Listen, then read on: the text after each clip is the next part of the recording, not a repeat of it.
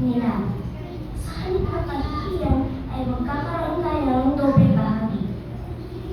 Sa halip ng kadustahan ay hihiyaw sila sa kagalakan dahil sa mana nila. Oo, dobleng bahagi ng lupain ang magpapas kanila. Magsasaya sila magpakailanman.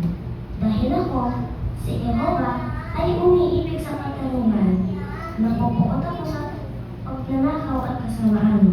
Tapat ako at ibibigay ko sa kanila ang kabayaran nila. Makikipagtipan ako sa kanila ng isang walang hanggang tipan. Ang mga supling nila ay makikilala sa mga bansa na ang mga inapo nila sa mga bayan. Ang lahat ng makakakita sa kanila ay makakilala sa kanila. Kasi ang mga